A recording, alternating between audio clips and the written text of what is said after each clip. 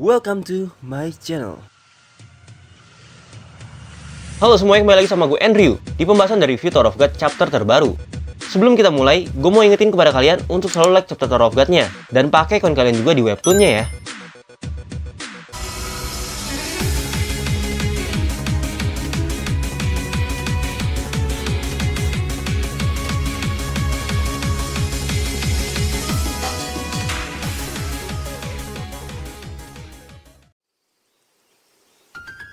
Chapter 513. Sebelumnya, kita melihat akhirnya pertarungan dari White dengan MC kita ini, yaitu Bam telah berakhir. Dengan bantuan yang didapati Bam dari kekuatan Fire Fist milik Kun, dan lemparan tombak Ancient dari Rak yang membuat luka telak kepada White. Sehingga karena hal ini, Bam berhasil menyerap kekuatan White dan karena mantra yang terhubung dengan Fire Fist milik Kun dan Rak juga mendapatkan buff dari kekuatan White. Namun, ternyata pada chapter ini, ada beberapa hal yang akhirnya bisa membuat Mimin dan para fans dari White harapannya menjadi terwujud nih. Tentang hal apa itu dan pembahasannya akan disimpan dulu sampai di pertengahan video ya. Karena pada chapter ini, panel cerita diawali terlebih dahulu dengan keadaan Mekeji, sang host dalam permainan K-Tower, sedang panik akan kondisinya yang sekarang. Karena kalau kita ingat bahwa terakhir kali monster hybrid yang merupakan hadiah dari Raja Jahar kepada Yasracha telah menghilang dari tempatnya. Karena semua itu merupakan ulah dari pengikut Mas Cheney dan juga atas perintah langsung dari Mas Cheney sendiri. Sehingga sebagai pemantau dan penjaga supaya alur permainan ini berjalan dengan lancar, Mekeji harus mencari tahu bagaimana monster itu bisa kabur dan harus bisa mengembalikannya kembali. Karena menurutnya, monster ini merupakan monster yang berbahaya dan bisa mengacaukan jalannya permainan. Tapi di keadaan yang genting ini, permasalahannya, like host yang digunakan oleh Mekeji sebagai host di game itu, tiba-tiba like hostnya tidak bisa digunakan, sehingga dia tidak bisa menggunakan like host tersebut untuk mencari tahu keberadaan monster hybrid yang telah kabur ini. Dan bahkan, dia juga tidak bisa mengetahui situasi di sekitar arena sekarang. Pendapatku tentang hal ini, kenapa Mekeji saat ini tidak bisa menggunakan like hostnya? Kemungkinan ini merupakan ulah dari anak buah Mas Cheney juga yang mensabotase like host tersebut supaya Mekeji tidak bisa mencari tahu keberadaan monster hybrid yang Mas Cheney lepaskan, dan juga supaya dia tidak mengetahui bahwa anggota dari Mas Cheney seperti Marco Asensio telah membantu pihak BAM dari dalam. Tapi gue punya pemikiran liar tentang hal ini nih. Karena Mekeji ini seorang like barrier, dan secara kebetulan like host yang digunakan tiba-tiba seperti terkena sabotase oleh seseorang. Ditambah kita juga tahu bahwa sepertinya setiap anggota dan pengikut dari Putri Mas Cheney yang ikut serta dalam permainan ini untuk mengacaukan permainan dan membantu tim BAM, mereka merupakan bagian dari keluarga Kun. Sehingga gue punya pemikiran liar tentang seseorang yang jago sekali mensabotase like host orang lain, dan orang itu juga berasal dari keluarga Kun. Gue berpikir orang itu jangan-jangan adalah Kun Hasling. Tapi apa iya ya, anggota Wolakisong ini mau membantu peperangan Fook dengan pasukan Jahar? Ya, ini sih hanya pemikiran liar gue aja. Karena kita nggak tahu apakah Mas Cheney mempunyai hubungan dengan anggota Wolakisong yang satu ini atau tidak. Sekarang kita lanjut lagi ke panel cerita selanjutnya, di mana saat ini melanjutkan cerita setelah Bam berhasil menyerap kekuatan dari White. Bam pun yang sudah mengalami pertarungan yang cukup panjang, dan juga pastinya telah menggunakan banyak tenaga. Tiba-tiba Bam yang masih berada di atas sana, mulai kelelahan serta tidak sadarkan diri. Sehingga, karena itu membuat Bam mulai terjatuh. Tapi Kun dengan sigapnya yang melihat hal itu, langsung berlari kencang dan melompat sangat jauh untuk menangkap Bam yang sedang terjatuh.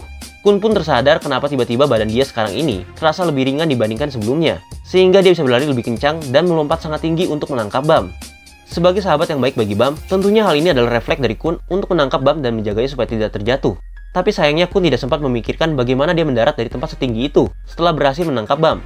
Di saat dia sudah berhasil menangkap Bam, ternyata kekuatan White yang Kun terima ini bukan hanya membuat badan dia terasa lebih ringan, tapi ternyata kekuatan ini juga dapat membuat dia terbang dan melayang di atas langit. Selain itu juga, terlihat sepasang sayap seperti milik White muncul dari belakang Kun. Itu juga yang membuat Kun akhirnya bisa terbang dan berhasil menyelamatkan Bam yang sedang terjatuh ini. Di satu sisi ternyata bukan Kun saja yang terrefleks untuk menangkap Bam yang sedang terjatuh. Rak pun yang melihat Bam saat itu juga melakukan hal yang sama dengan Kun. Karena Kun sudah berhasil menangkap Bam terlebih dahulu, dan Rak sudah terlanjur melompat untuk menolong Bam. Mereka akhirnya harus bertabrakan satu sama lain. Untungnya dari hal ini tidak membuat mereka bertiga atau Bam terjatuh. Karena secara mengagetkan lagi, Rak yang sudah menabrak Kun dan Bam dengan keras, tidak membuat mereka terjatuh, melainkan membuat dia melayang di atas langit. Sehingga Rak juga merasakan bahwa tubuhnya ini terasa lebih ringan, dan Rak bisa melayang di atas langit layaknya berenang di dalam lautan yang luas. Wow, sungguh tambahan buff yang mengejutkan dari Xiu ya. Tapi sebenarnya gue nggak heran tentang hal ini sih. Karena kalau kita ingat, di chapter sebelumnya gue juga sempat bahas kalau Xiu berkata kepada kita bahwa kekuatan Kun dan Rak yang saat ini masih belum bisa berguna terlalu banyak bagi Bam dalam arc Battle of Ness. Apalagi kita lihat dalam pertarungan ini, hampir 90% pertarungan antara Fook dengan pasukan Jahar berada di atas langit. Sehingga hanya para high ranker dan ranker yang bisa manipulasi Shinsu untuk terbang yang bisa ikut serta langsung dalam pertarungan ini. Karena itu sayangnya Kun dan Rak tidak bisa banyak membantu dalam pertarungan ini, dan mereka hanya bisa membantu dari belakang. Nah, itu kenapa Xiu menunjukkan kepada kita sekarang bahwa buff atau kekuatan yang mereka dapatkan dapat membuat mereka terbang seperti para ranker lainnya. Gimana menurut kalian tentang buff yang Xiu berikan kepada Kun dan Rak sekarang ini? Gue yakin masih ada hal lain yang akan Xiu tunjukkan kepada kita apa yang bisa mereka lakukan dengan kekuatan White ini. Tapi sayangnya nih, Rak hanya terlihat bisa melayang saja tanpa ada tambahan sayap di belakangnya. Tidak seperti milik Kun guys. Kenapa hal ini sangat disayangkan menurut Mimin? Coba kalian bayangkan, jika Rak mendapatkan tambahan sayap seperti milik Kun ini, pastinya penampilan Rak akan semakin mirip dengan Native One yang Kun Edwan bayangkan. Gue sih berharap di kedepannya, Xiu akan menambahkan sayap itu kepada Rak ya, supaya gambaran tentang Native One menjadi semakin mirip dengan Rak. Lalu kita kembali lagi ke alur cerita pada chapter ini. Kun yang saat ini melihat dirinya bisa terbang hingga memiliki sayap, ditambah juga Rak yang bisa melayang saat ini. Oleh karena itu, Kun sangat yakin kalau kekuatan yang dimiliki bersama dengan Rak ini merupakan kekuatan yang didapat dari White. Sehingga karena hal ini justru membuat dia berpikir kembali dan merasa sedikit minder akan dirinya kepada Bam.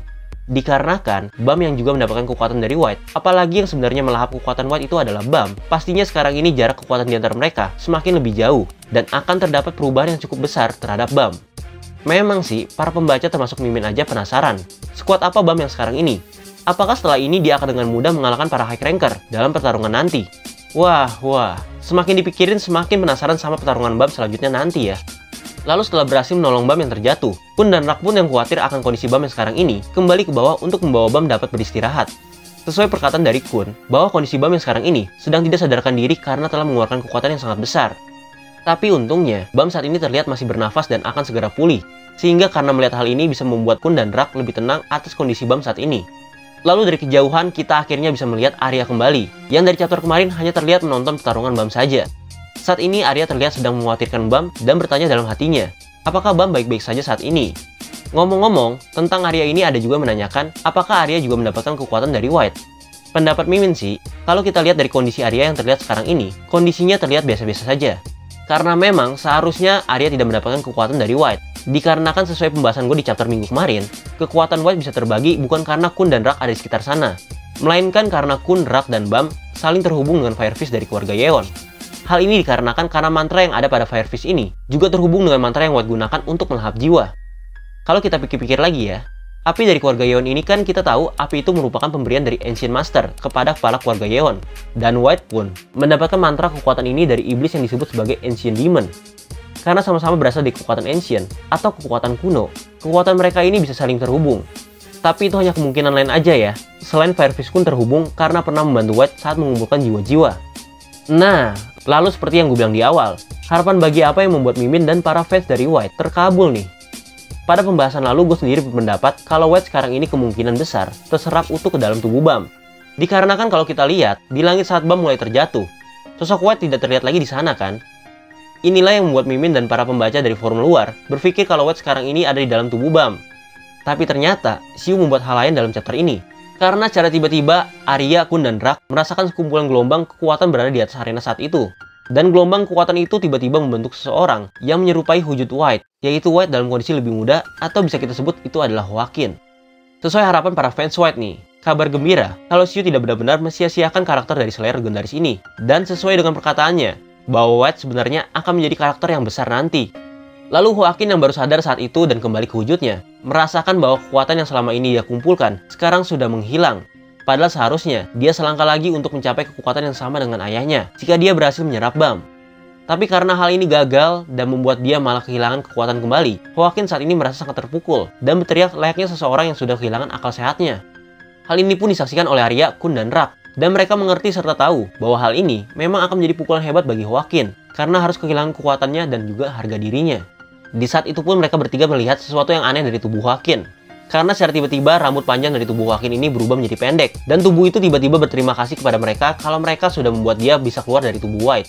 Lalu Rak menyadari sesuatu bahwa orang itu merupakan klon atau saudara Hwakin yang lain. Kemungkinan besar orang itu adalah Visenti, satu-satunya saudara Hwakin dari keluarga Arye yang bisa sebanding dengan Hwakin dulu. Mimin ternyata juga lupa nih guys, kalau Xiu pernah berbicara akan memunculkan Visenti kembali. Dan mungkin saat inilah yang dimaksud dari perkataan Xiu ini. Karena sekarang sepertinya Slayer legendaris White, tubuhnya sudah dikendalikan oleh saudara Hwakin yang lain, yaitu Visenti. Itu berarti Fu tidak akan kehilangan Slayernya dan juga Bam tidak akan kehilangan sekutu yang kuat saat ini. Juga keinginan Hwakin untuk melampaui ayahnya sekarang digantikan oleh Visenti. Banyak pertanyaan saat ini, bagaimana bisa mantra yang dikhususkan untuk Hawkins sebagai inti dari tubuh itu sekarang malah dikendalikan oleh Visenti? Jawabannya menurut Mimin simple. Di pertarungan itu White bukanlah melawan irregular biasa, melainkan irregular yang bisa menghilangkan mantra-mantra kuat yang ada di menara. Jadi, seharusnya mantra yang dikhususkan kepada Hawkins ini pastinya mulai hilang karena Bam. Di saat mantra pada tubuh Hawkins mulai hilang, Visenti langsung mengambil kesempatan itu untuk keluar dan mengambil alih tubuh Hawkins. Lebih tepatnya tubuh White kali ya. Itu juga mungkin kenapa Visenti berterima kasih kepada Bam, karena mungkin mantra yang mengikatnya selama ini sudah menghilang. Hal yang masih belum bisa Mimin pasti ini, itu adalah kekuatan White yang sekarang ini. Apakah kondisi White yang sekarang ini kembali ke kondisi seperti regular saat di kereta neraka, atau dia kembali ke dalam kondisi yang setara dengan ranker biasa? Kalau menurut Mimin sih, selama Abelda saat ini masih ada di tubuh White, seharusnya kekuatan White yang saat ini masih setara dengan ranker, walaupun hanya ranker biasa ya. Dengan tubuh yang diambil alih oleh Visenti, menurut Mimin White yang sekarang ini akan lebih menggunakan kekuatannya untuk bertahan. Karena seperti yang pernah dibilang oleh Hawkins, bahwa dia tidak bisa mengalahkan Visenti dikarenakan Visenti lebih menggunakan teknik pedangnya untuk bertahan. Ya, setidaknya dengan kondisi yang sekarang ini, Visenti bisa sangat membantu Bam untuk bertahan dari serangan keluarga Lopubia nanti. Selanjutnya, setelah kita mengetahui bahwa Visenti mengambil alih tubuh White, panel cerita sekarang masuk berganti ke dalam kapal dari Korps 5 milik Yasarcha. Doom dan Yama yang sudah melewati garis finish dan berteleport ke tempat Yasarcha berada. Mereka berdua langsung bertemu dengan Yasarcha yang sedang keluar dari dalam kandangnya. Dengan tatapan Yasarcha yang sangat marah, lalu dia menyebut mereka adalah dua saudara yang sangat bodoh karena berani untuk masuk ke dalam mulut seorang monster. Dan Yasarcha bertanya kepada Yama, apakah yang membuat Yama yakin dengan membawa saudara tertuanya ini, mereka bisa mengalahkan Yasarcha sekarang? Karena menurut Yasarcha, kedatangan saudara tertua Yama ini hanyalah menambahkan gangguan saja. Doom pun sempat marah akan perkataan Yasarcha ini, yang malah dianggap pengganggu oleh Yasarcha. Tapi bukannya membela Doom, Yama malah mengatakan bahwa tanpa Doom pun, Yama sangat yakin sekarang ini bahwa dia bisa mengalahkan Yasarcha. Berarti secara nggak langsung, Yama setuju ya sama perkataan Yasarcha kalau Doom ini menjadi pengganggu dalam pertarungan ini. Lalu kemudian Yasarcha menanyakan kembali, apakah kali ini Yama akan mengecewakan dia lagi? Dikarenakan belum sampai sehari Yama dikalahkan darinya. Tapi saat ini Yama sudah mengajak bertarung kembali. Dan Yasarcha mengatakan jika Yama mengecewakan Yasarcha kembali, seperti pertarungan sebelumnya, kali ini Yasarcha akan benar-benar membunuh Yama. Kok gue merasa ada yang aneh ya dari perkataan Yasarcha barusan? Karena perkataan Yasarcha ini seperti lagi menguji Yama ya. Kemudian setelah di tengah-tengah percakapan itu pun, Doom mengajak Yama untuk menyusun rencana terlebih dahulu agar bisa mengalahkan Yasarcha. Namun sambil tersenyum, Yama mengatakan bahwa dia tidak membutuhkan rencana untuk mengalahkan Yasarcha. Yang Yama perlukan saat ini hanya menyerang Yasarcha secara langsung. Walaupun saat itu Doom sempat marah dan melarangnya, Yama pun tidak peduli dengan hal itu. Karena saat ini Yama langsung melompat dan menyerang Yasarcha secara langsung. Tapi seperti biasa dan seperti sebelumnya, dengan gampangnya Yasarcha masih mudah menghindari serangan yang baru diberikan oleh Yama. Hal itu pun sebenarnya tidak mengherankan, karena Doom saja tahu kalau serangan Yama barusan terlalu gampang terlihat dan Yama seperti tidak belajar dari pertarungan sebelumnya.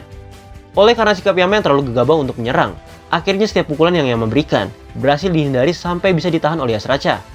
Sambil menahan serangan Yama dengan muka yang kelihatan bete, Yasarcha berkata kalau dia tidak merasa ada perubahan dari kekuatan Yama yang sekarang ini.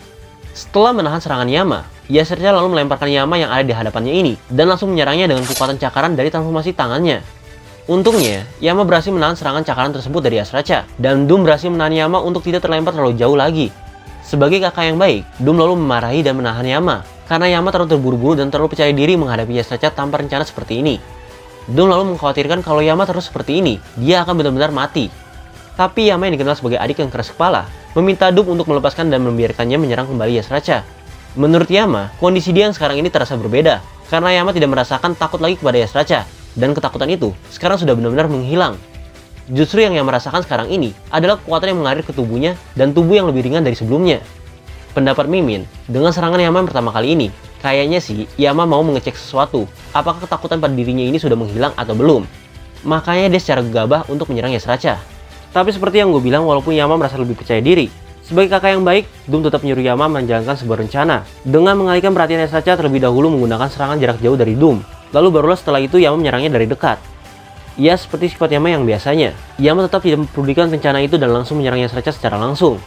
Tapi kali ini, Doom tetap membantu Yama menyerang Yasarcha untuk mengalihkan perhatiannya, sehingga Yama sekarang bisa mendekati Yasarcha dan memukulnya secara langsung. Walaupun Yasarcha tetap bisa menghindar dari serangan Doom dan Yama barusan, tapi ternyata serangan yang Yama lakukan hanya tipuan darinya. Karena tujuan Yama kali ini bukanlah memukul Yasarcha, melainkan untuk memegang tangannya supaya Yasarcha tidak kabur dan tidak bisa menghindar. Lalu dikatakan dalam panel ini bahwa tindakan Yama yang sekarang ini lebih terasa natural, layaknya gelombang Shinsu yang sangat tenang.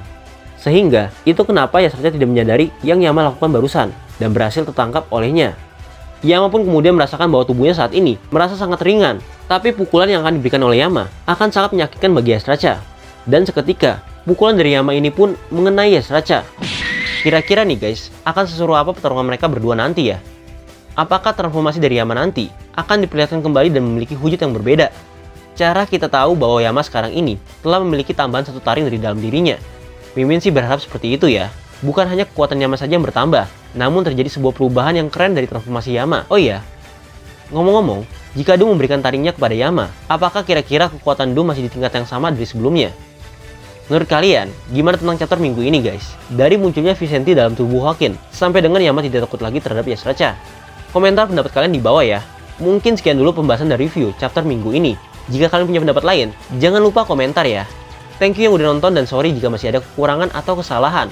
Semoga kalian suka sama pembahasan ini. Sampai ketemu lagi di video selanjutnya. Bye-bye.